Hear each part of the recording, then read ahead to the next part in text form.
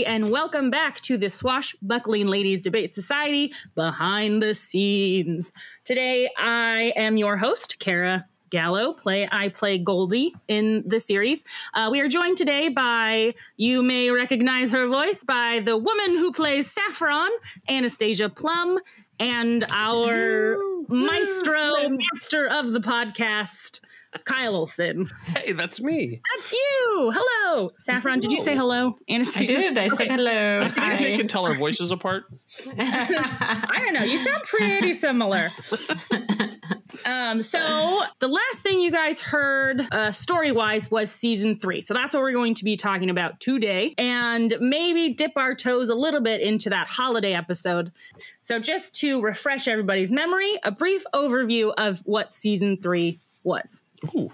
Season 3 begins with Saffron and Zinnia, chatting it up as they do. And Goldie bursts out of her room. She's not been seen in a little bit of time and declares loudly, I've come up with a plan to defeat the Six. Foolproof. Here we go. Let's get started. Right. So the season 3 is each episode, they take on one of the members of the Six. Eventually, in the end, leading to their confrontation with the Emperor. Along the way, of course, they make brand new friends that help them in their adventures and even form some unlikely alliances with some former enemies. Frenemies, maybe we can call them. I think he's definitely a frenemy. And maybe also make one of the worst and most dangerous enemies that they have come across thus far. Yeah. Yep. And then the holiday episode it tells how the Swashbuckling Ladies Debate Society was formed. The first instance of Saffron and Zinnia helping a woman in need, and then they create the society to help other people. And a lot of paper goes flying. And a lot of paper goes flying. Right off the bat, Kyle. Yes. Let's start with you. Like, how did you feel writing season 3? Where they're actually taking on, thus far, what has been the big bad and the puppet masters of the whole story. Yeah. Okay. Yeah. When I sat down to write season 3, I kind of wanted to do one continuous story. I'm a fan of the episodic one. So we have done in the first couple seasons where somebody shows up, has a problem, the ladies help, and so on and so forth, or they're doing something else and they stumble into an adventure and they do it. But I kind of wanted to try something different and have one continuous story over there where they actually take the fight back to their main enemies. Plus, as much as I like the Six being around, I didn't want to turn the show into G.I. Joe, where it's always Cobra. So, no matter what they're doing, it's always Cobra. So it's like G.I. Joe versus Cobra. And they're never going to defeat them because otherwise you didn't have a show. It's just, it's A versus B. So I wanted to kind of shake things up a little bit and have it the Six are not always going to be the main enemies of this thing. So by the end of this season, then the entire power structure has broken it and shaken up. And so and then I'm hoping that people won't know what's going to happen in season 4, because now it won't be about the Six and the Emperor and stuff too. There'll be a whole new set of things. We've sort of knocked all the pieces down and we're going somewhere else. So that was my plan, but I knew it couldn't just be a one episode and then we defeat them. No, it had to be, they had to struggle. They had to do that. And because there's 6, it had to be all the way. It had to be 6 episodes, each one going in. And then of course you get in later ones and things don't go quite as planned. So things don't quite end the way they thought, but then you have the big confrontation and then throwing carte blanche in there as sort of the ultimate spoiler was the other one too, because you don't know where she's going to be. And are they strong enough to defeat her? And then of course you find out she's more intricately connected to them than all along. So. Ooh, and she of course will probably be back. Yep. She's still out there. What?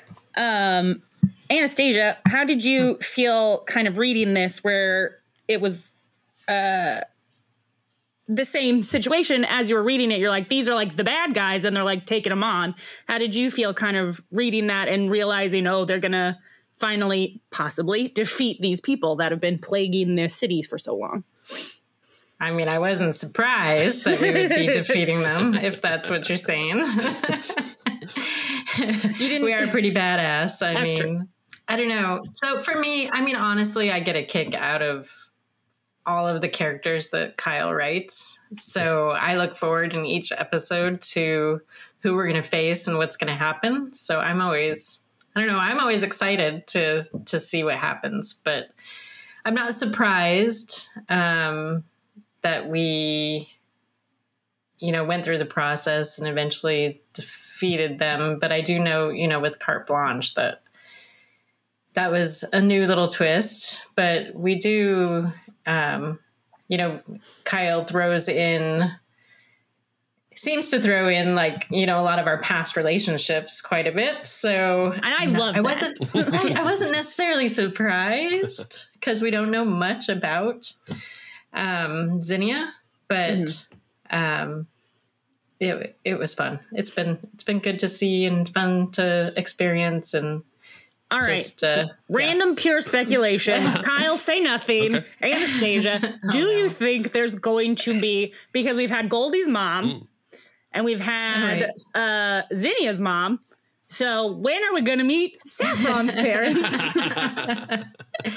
Well, I think for me, my past relationship was my ex, Bart. Oh, yes. We all remember Bart. Bart, right. So, I mean, I don't know if that was like the substitute for your mom and Zinnia's mom, Goldie's mom and Zinnia's mom, or if, if my parents will eventually show up. Yeah. We're all waiting speculation. To see Kyle. I wouldn't think so. I kind of think it was Bart was my background, but I don't know. We'll see. All right. Well, back to season 3. So what were kind of like the scenes you remember either connecting with the most or just liking or like laughing at the most? What were some of your favorite scenes from season 3? Yeah, the first episode, I think it was when you were with the trucks where you had to go and had the big fight between there. And then we all got separated. That's right. And Goldie fought Carte Blanche. That's right. That's right. You first met Carte Blanche. And episode 2 is where we had the radio show.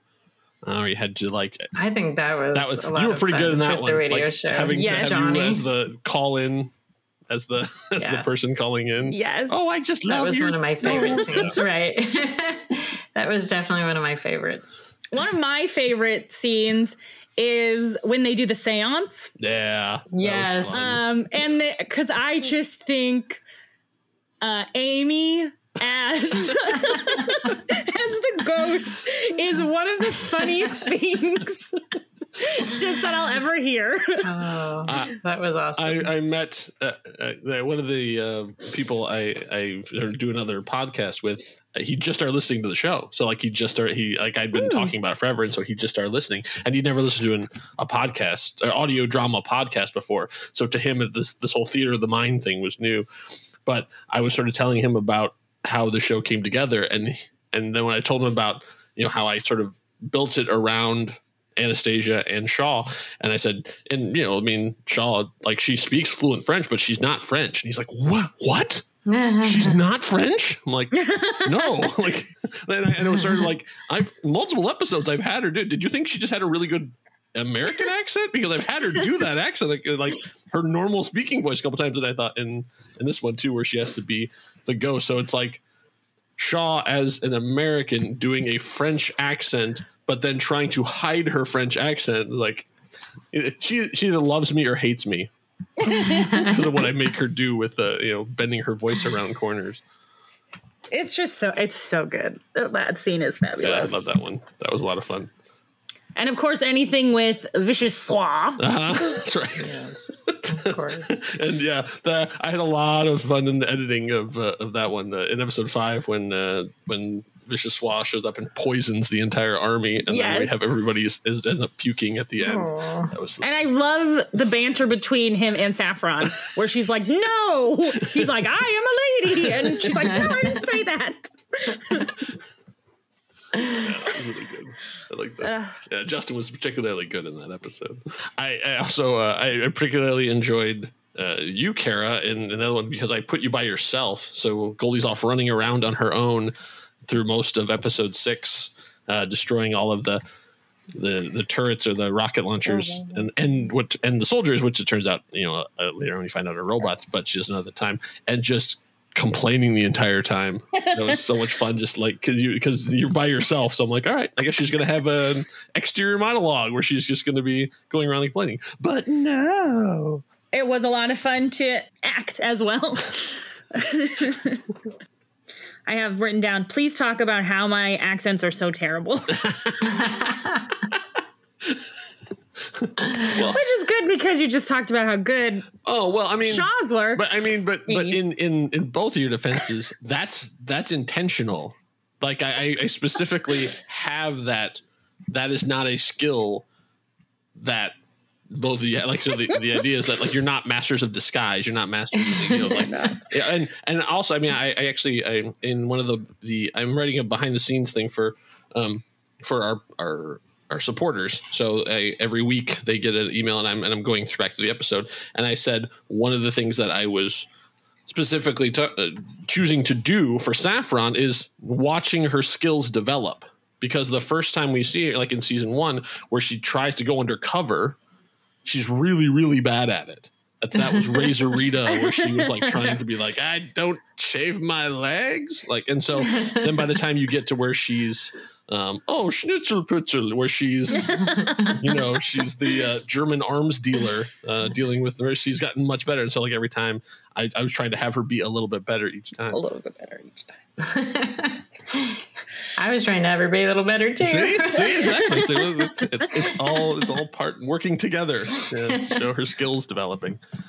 One of the things that I like a lot about the last episode is, even though they're like sometimes like dividing up the characters, you're like, but they're not together, and I like it when they talk to each other. But what I really like about it is that it kind of highlights each strength of the character, each character. So Goldie is like the quote unquote younger, like she knows how to do the electronic thing, the technology things.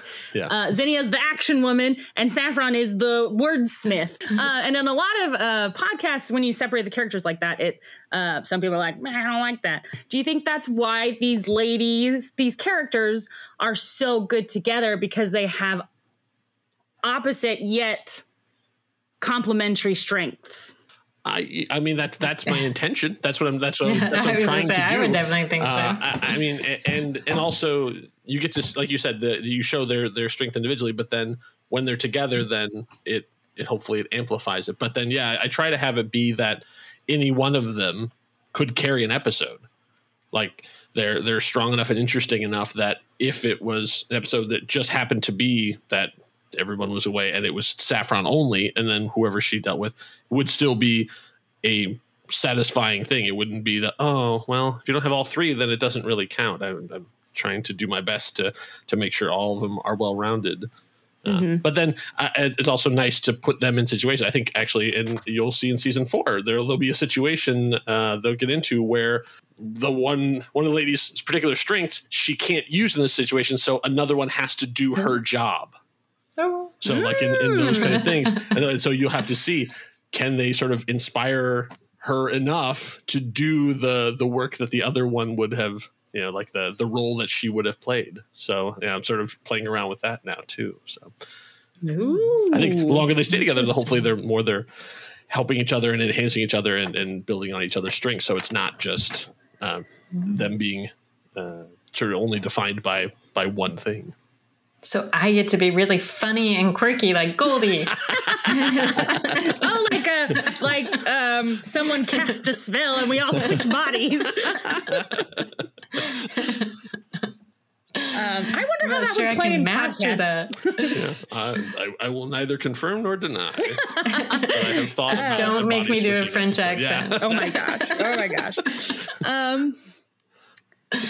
That's like when I have to. Okay, so I am very confident in British and Southern accents for myself. Otherwise, I have to lean into the humor. Like I go full Lumiere if I'm doing French. Right. You got to lean into the humor. So they're like, no, this is supposed to be funny. You're like, yes, it's supposed to be bad. Yeah, that's one of the reasons I put Justin as Vicious Swa together with Zinnia specifically, because originally I had the original idea in that one was that it was going to be Saffron because it makes more sense, like to have them sort of in that situation. But I was like, oh no, I want to have the authentic accent and the ridiculous accent playing off each other, because just them talking to each other is going to be funny without even me. So it makes my job much easier. Oh my gosh, thinking of scenes like where Zinnia has to do like the silly, was it Dutch accent and or Swedish or oh yeah, French and English. Yeah. She's like, oh my gosh, I'm going crazy. Oh yeah, because in the recording we had her do it back to back, and she had to keep switching back and forth, and we get caught in the one. That's the fun thing about recording together, is that accents can be infectious. And then suddenly everyone else is starting. Like, we're pretty good. Like, we don't do the French stuff anymore. But like when somebody switches and suddenly you're doing Russian, then suddenly like it starts to infect other people, and they're starting to get a little bit talking, and then suddenly we're in Pennsylvania. The southern one. Yeah, the southern too. Oh, Transylvania. That's right. That one too. The vampire. That's right. Blah, blah, blah. The spiritual vampire. Oh, I know I had to do an accent for that seance scene. I don't even know what happened. I don't even know what came out of my mouth for that. I did in the script. I didn't even specifically say. I just said that she did a voice. Like, I wasn't even trying to speak. And then when we were recording, we just started rolling. And then you just launched into this thing, and all of us had to like mute our mics and roll back because we're like, whoa! It was so funny and like so unexpected, because you went so big, even from our read through, that we're like, oh my god! Oh, that's Goldie, that was baby. Good. That's go Goldie. Big or go home. That's right. Actually, during the writing of season 4, I woke up with the ladies having a conversation in my head, like at 3 a.m. Like, I woke up and they're in the sitting room having this conversation, and I was like, now? Like, you're doing this now? So I had to sit there and go, all right, fine, I guess I'm writing this down. And so I had to like go and make notes so they would shut up. It made it into an episode though too. I mean, we haven't recorded it yet, but I mean, it's in one of the scripts. Awesome. I had to clean it up because they were much dirtier when they were talking. PG-13. Well, they've known each other for a while now. They have. Like, it turns out when, the microphones aren't recording, they swear a lot. I can imagine that, actually. Well, Saffron doesn't swear, but Zinnia swears. I believe that 100%. Yes, agreed. Yep. What were some of the hardest scenes to get through? Because but what I mean by that is that we often laugh a lot. It is more laughing, not like, God, this sucks. It's because that, that doesn't apply. Because everything that you write is gold, obviously. Now that the 6 are quote unquote defeated, Kyle, you don't answer this question. Oh, no. Okay. Anastasia, where would you like to see our 3 ladies go? Oh, see, Kyle, you know where they're going. So I do. Do you think they're just going to like stay around Massalia and keep doing what they're doing? Do you think they're going to go to other places and see if other people need assistance? They're just good because they have friends. Zinnia and Saffron have traveled all over the world, right? They know people everywhere. Sure. Now that they've gotten to they've thrown the ring into Mount Doom. I'll speak your language, Anastasia. Right? That's right. We're going on a journey.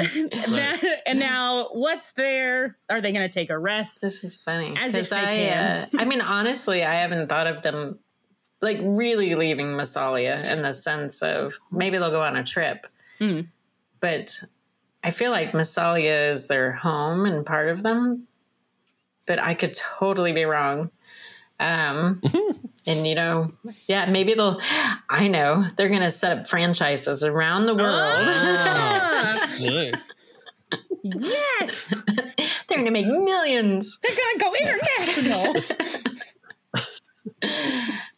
This is a great idea. Yeah, maybe they could go to different countries and help people set up a home base for helping others, other swashbuckling lady debate societies around the world. But I always feel that they'll come home to Massalia. That's how I feel. But I agree. like I said, I do agree with you. I think that Massalia is where they're. I couldn't see them moving. I could see them going away, like you said, but I don't think I can't personally. I mean, Kyle, you know what's going on, but because. Well, I mean, I like hearing what you guys think about it and what you do, and also then I can just like steal the idea and then be like, yeah, that was the plan all along. They set up other home bases. Totally my idea. Well, I guess my question would be for the two of you, of the stories I have alluded to that we have not told yet, different things in their past, what are you most interested in? Like, what can you remember anything that they've specifically alluded to, even as a little aside, that you were curious what the bigger story of that is? I mean, I know what Goldie would say about that, but I don't know what Kara would say. Oh, I was like, what would I say? Oh, okay. Well, okay, let's see. Oh, Zinnia, has like 47 past romances. We got to meet all of those people. True. Just like... No, we don't. We have to come into contact with more. We've met 2, I think. I think more than 2. I know that we've heard about a lot. Because when she was telling Saffron like the entirety of her relationship history. That's right. In the trilogy, and then Saffron's eventually like, please stop, please. Okay. So let's meet more of Zinnia's ex-flames. Okay. You don't think that we've done that enough? I kind of worried that I was like, maybe we've met too many of them that we've. Oh, but wouldn't it be funny if like one episode was like a bunch of bad guys, but they all happen to be Zinnia's exes? Suddenly it becomes turns into Scott Pilgrim. Yeah. The League of Eagle Exes show up. I think it would be interesting to learn more about Saffron's family, or like where she comes from, because she's not from France, right?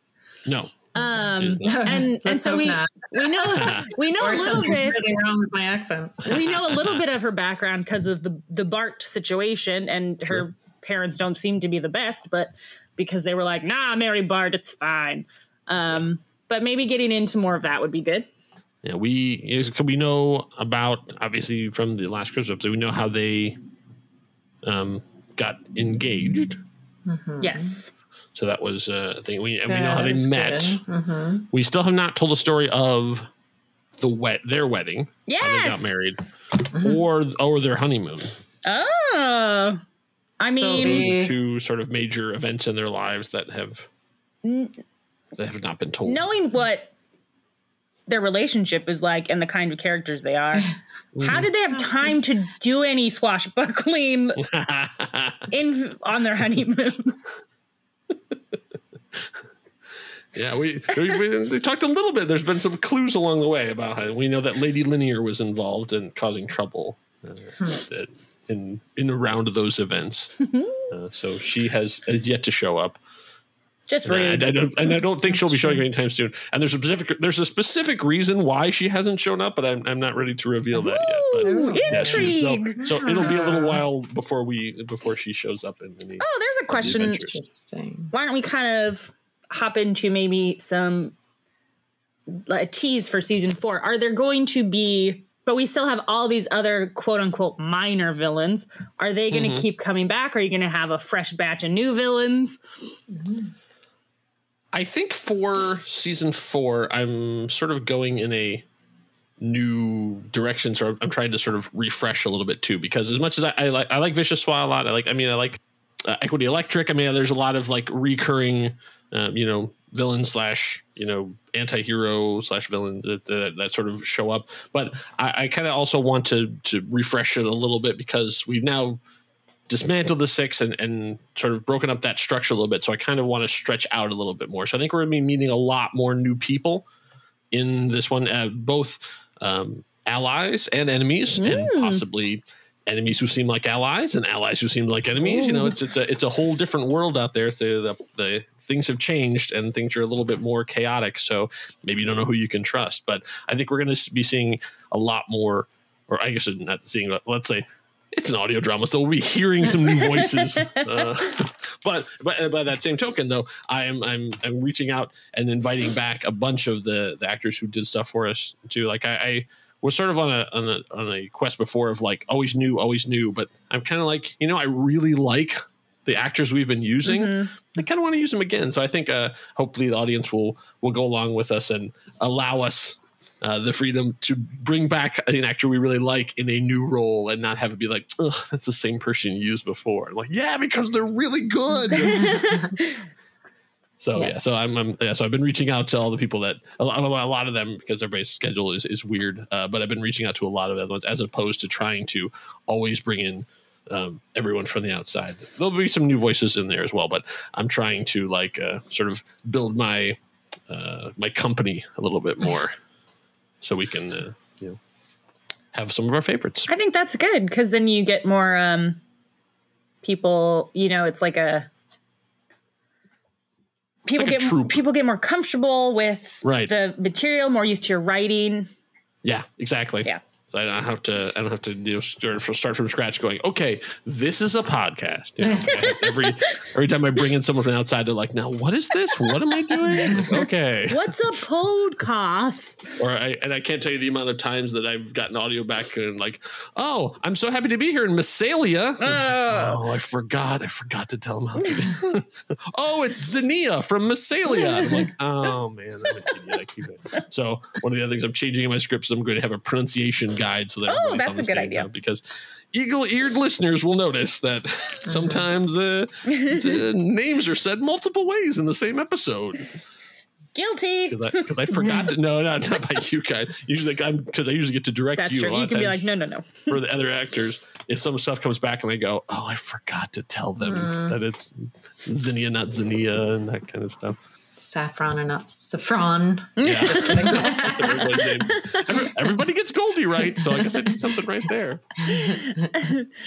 Goldie. I'm also guilty of throwing in all sorts of curveballs. So like someone's reading along and having a good time, and then suddenly they hit Greek and go, "What?" That's true. It is some of my favorite things about this podcast, not just season 3, are when you throw just like very difficult words at Saffron to say. Gosh.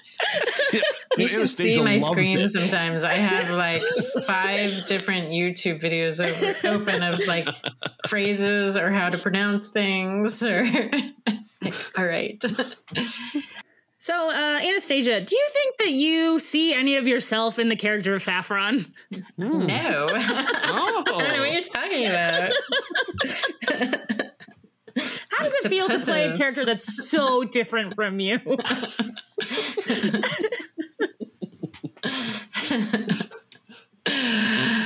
It's so hard. Saffron is one of my favorite characters. Kyle had me go through and like pick out some lines that I liked for each character, and I had twice as many Saffron lines as the other ones.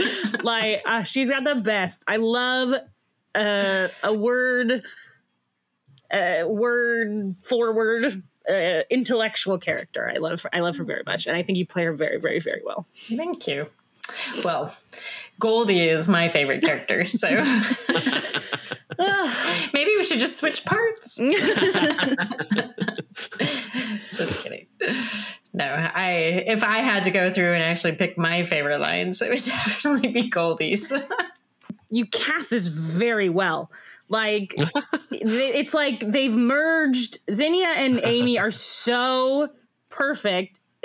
Anastasia is a perfect Saffron. Like, and I'm not going to judge myself. I think I do well. You are a perfect Goldie. I think I do well. I'll say it for you. But I just like these. I think you cast things so well, Kyle. Well, thank you. I appreciate that. I mean, I feel like I have an ear for it sometimes, where I can listen to somebody and go, "Oh, you'd be really good at a thing," and then trying to figure out. I tend to be actor first, so like I'll find someone and then go, "Oh, I bet you I could write you something really good." So what you'll find if you're nerdy enough to go back through is the first time someone shows up. Oh, I have a good example of this. The first time someone shows up, they'll do a character and it'll be fine. And the second time they'll show up as a guest and do a character, it's a lot stronger. And the example I would use would be Chrissy Lenz. So she showed up and she did I can't remember the character's name just because I have too many characters running through my head. But she was Saffron's friend who went to college. They went to Bryn Mawr together with the whole tomb raiding episode. In season 1, Amongst Stones and Secrets. I remember that part. Can't remember what her name was though. Cynthia, maybe. I'm giving myself points for that. Professor said. So she came out and she was fantastic. Like basically, and I gave her it was a straight shot down the middle. Like just make her charming and interesting. That's all. Like you don't have to go way big. And she was great. And the next time I brought her in, she was Ursula Dumare. She was Mrs. Dumare. Yes. And suddenly it was like whoosh. And her, just that one scene she did just like exploded in my mind. And I was like, oh, and then I ended up writing a whole mini-series based on that just because of how much fun I thought that character was. I didn't know that was the same person. Yeah, right? That's how good. That's what I'm saying. Like I can say, I'm like, oh, can you do this for me? Can you do like a straight, like a Midwestern accent? I didn't you can go from Minnesota, Wisconsin, Chicago, like whatever in there. And so she basically made one up. And it's amazing. Somewhere in between there. And so she calls it her Rose from Golden Girls. You want me to do Rose from Golden Girls? I'm like, sure. So like that's how she sees it. So that's the awesome version she does. So I have that. So like the second time they show up, I think is always better. However, for the ladies, I wrote these characters for these actresses. Like I knew Shaw, I knew Anastasia, and I was like, if I can get these two together, they're amazing. I want to get these two together, and like, oh, they should be a couple. And so like it all sort of spun out from in there. So like the characters were 100% written for them specifically. And we started the show, and it was going good, and I was like, this is right. But it was, I think, when we brought in. I was thinking like I need another person, and so I thought I haven't talked to Karen in a long time. Like bringing you in and having that character from scratch, like really, I think when it was the 3, that's when it sort of became magic. I agree. It went from good to great. I mean, I would literally sit there and read anything you wrote and just talk about it for 50 years about how amazing it is. But I really think that it's just you write these women, these 3 lovely, beautiful women, so well. They're a joy to write, and knowing at the end of it that what I write will be something you say is all I need. So like when I write them, I'm like, oh, Kara's gonna kill this line. Like, oh, I can't wait to see what Anastasia does with this. Like I put something down or I'll write something and go, oh, Shaw's gonna hate me. It's just giving me as much sense of glee. Yeah, exactly. Having going at the end of it, I'll get to hear it back from the 3 of you. Is a real good incentive for me to do that. And I think we've all gotten better too. I agree. I think one just because at least I had not done podcasts before. I've done stage acting and of course the moderating, but I'd never done podcasts. So I think that we've all gotten better and stronger with our voices and also just in our characters and knowing each other and reactions. And it's definitely, I think it really does benefit. Because remember, like way back when it first started, we did everything separately. And I think once we got together, it was just like fireworks. Yeah. I think having Goldie as sort of the X factor, because it's interesting. I'm going back through and basically writing my sort of writer's notes for the first season right now. Like basically I'm going back through for all of our members and writing up these things. And so going episode by episode, I had envisioned when I brought Goldie in, I had envisioned Goldie as Moneypenny. Like she was going to be the lady at the desk that would sort of like be at operations, and she would like run the numbers, and she'd have the thing. Oh, someone came in, and here's like I found like I did some research, and here's your thing. Like it's gonna be like that. But the more you did with us, like sort of like as someone who came in quote unquote later, which is like episode 3 or something, like coming in later, it sort of like the more you gave and the more I saw what you could do, I was like, oh no, she can't stand the silence. So by the time I got to writing episode 6, I was like, oh, now, yeah, she's a lady now. Like she's putting on a mask and getting she's a name. A lady now. Right. She's a capital L lady. Whoa, she's going to be out there with the rest of them. And then, so, that's sort of where we got the sort of Three Musketeers thing. Yeah.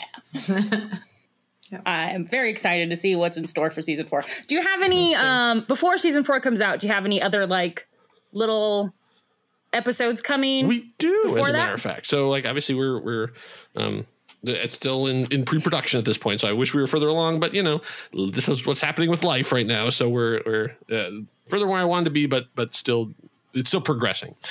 So yes, before you get to season 4, there will be a new adventure coming out. It would be a special. I think at this point, it looks like it was a long script, so it's going to be a 2-part episode. We're going to sort of divide it in half, and because the ladies are coming to America, that's right. Gasp. So there is a wedding invitation arrives for them from someone from their past, and so they're going to visit for. And obviously Zinnia has spent very, very little time in America, so she'll and the place where they're going she's never been to at all before, so she'll be the fish out of water this time. So they'll have that. Is Bart getting married? Would you go to that wedding? Would Saffron go? I don't know. I don't know how polite. I feel like Zinnia would go. I think that would be awesome. I feel like they would totally go. So there'll be it's not just a fun little side adventure. Like there's going to be some real stakes for this, some real consequences, and you know what, the show might be a little different by the time they come back. So things might not be exactly how they used to be at the end of season 3 and going into season 4. Season 4 might look a lot different than this because of the events of this. So don't skip it. It's going to be a good one. Well, that's really exciting. Yeah. So I'm hoping that will come out at the end of March. And then closely on its heels, then will be season 4. Season 4. So yes, so that those episodes are, it is entitled That Golden Valley. So those are parts 1 and 2. So those will be the next things that will be coming down the line. And also, if you become a member for a mere $5 a month, we will be doing another behind the scenes episode just for our members. So. Ooh. So that is very exciting, and some great things for everybody. I better become a member then. You better become a member, because otherwise you're not going to hear it. You won't have any idea what's going on, Saffron. That's right. Dang it. Well, that is some great stuff for us to look forward to. Absolutely. Get on over to True Story FM. Yep. And sign up. It's called The Society, right? That's what we're calling it? Yes. Our The Society. Join the Society. Go to True Story FM and join the Society to get all of your behind the scenes content, and you get early access to the episodes, right? That's true. You'll get all the episodes. You get all these episodes early. You'll get bonus stuff. You like the last season we did the season 3 miniseries, which you can only get on there. And then I also have recut some of the episodes together, so we had multi-parters. I have combined them into one, and you can only get those on the feed. You can't get them anywhere else. So become a member, and those are in there as well. So if you want to hear the miniseries cut together as one continuous episode, or the trilogy, in the theatrical version of it that I did with adding in music and audience and all sorts of fun stuff, that's only available there. Awesome. And also we have merch. We do.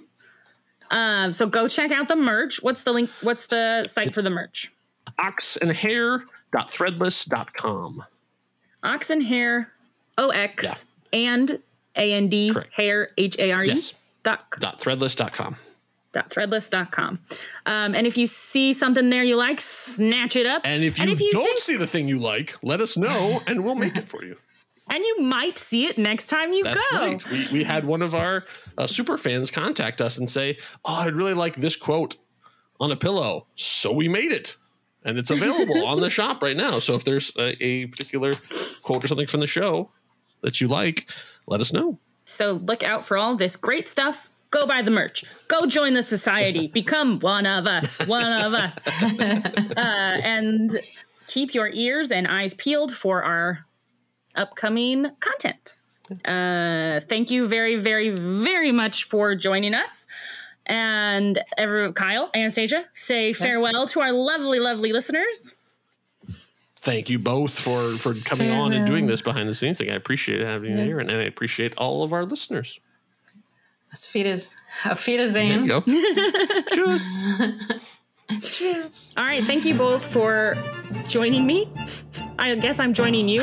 Thank the three of us for all being here. Thank you, listeners.